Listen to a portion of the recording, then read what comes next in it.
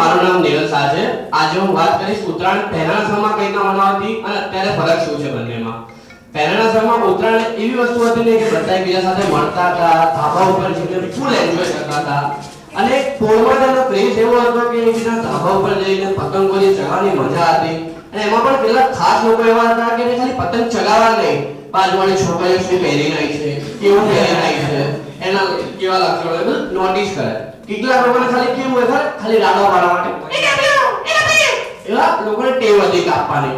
અને કેટલાક લોકો બિચારાને ખબર હોય કે મારે ફ્રીકીસ પકડવાની છે, કારણ કે આખા દિવસમાં લૂંટ માટે જે છૂટ અપાવે એ છૂટ આપવામાં એટલો ટાઈમ થાય કે આખો દિવસ પતી જાય પણ એનો પતંગ બિચારાનો ના ચગે.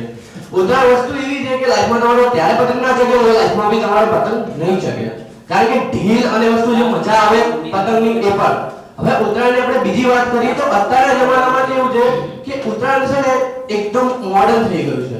ઉત્તરાયણ એટલો કોઈને શોખ નથી. અત્યારે સિટીમાં આપણે જોઈએ ત્યાં જ પબ્લિક છે, બાકી અહીંયા ક્યાંય જોઈએ તો કોઈ જગ્યાએ છોકરાઓ નથી, ના કોઈ ચીચિયારી છે, બધા અત્યારે બહાર ફરવું છે અને કોઈને ઉત્તરાયણ એટલો મહોત્સવ નથી. કારણ કે ઉત્તરાયણ જેટલી સારી છે ને તેના કરતાં વધારે ખરાબ પણ એની કેટલીક વસ્તુઓ છે, કારણ કે તેના કારણે લોકોના જે પક્ષીઓના ગળા કપાય છે, ચાઇનીઝ દોરી છે, તે બધી વસ્તુ આપણને બહુ ઇફેક્ટ થાય છે.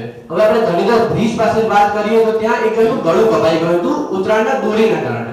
હવે ચાઇનીઝ દોરી સરકાર બંધ કરવાનો પ્રયત્ન કરી રહી છે, પરંતુ દોરી આવી રહી છે. પહેલા જ આપણે ટુક્કલ કહીએ, જે આપણે કીધું પ્રોટેક્શન, મેડમે જે કીધું એ પ્રમાણે, તો ટુક્કલમાં આગ લાગે છે જેના કારણે ફેક્ટરીઓ પણ સળગે છે, કેટલી બધી વસ્તુ બની રહી છે. ઉત્તરાયણ તહેવાર આપણે એન્જોય પણ કરવો જોઈએ, પરંતુ કેટલીક વસ્તુઓના કારણે ભૂલી જવો એ પણ સાચી વાત નથી, કારણ કે તેની મજા જ અલગ હોય છે. સવારમાં ઉઠીને બધા ધાબે જાય, પતંગો ચગાવે, એકબીજા સાથે વાતો કરે, ડીજે ની મજા માણવાની, બોલ ખાવાની અને ચીકી બધાને ખબર છે? હા. કઈ ચીકી? સેટ. હા બરોબર. તલ ચીકી. ઓકે. હા બધી આવશે. એટલે ચીકી ખાવાની અને બોલ છે પ્લસ ઊંધિયું બી બધા ભાવતું જ હશે. હા ખાઈને.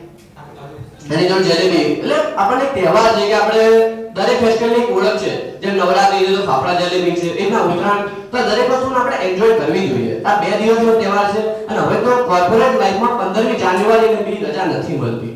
તો મારા મતલબથી લોકો ઉત્તરાયણ એન્જોય કરવી જોઈએ. એક કરવાનો ટાઈમ છે, પરંતુ ટાઈમ આપો, જગ્યા લો, કારણ કે પોળમાં લોકો ભાડે જગ્યા આપે છે, કારણ કે લોકોને તેની મજા માણવી છે.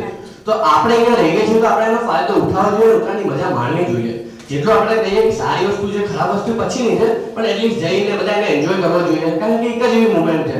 જેમ આપણે ધુમેલભાઈ કીધું પ્રમાણે કપાસ તો બધાનો, પણ જશો તો કપાસ કે નહીં ખબર પડશે ને. તો જઈને પેટ તો લડાવો યાર. કપાવા ના કપાવા કોણ જોશે? તો તમારી ડીલ કે પ્રમાણે જે કે ખેંચ પ્રમાણે નક્કી થશે. Thank you everyone, it's my time.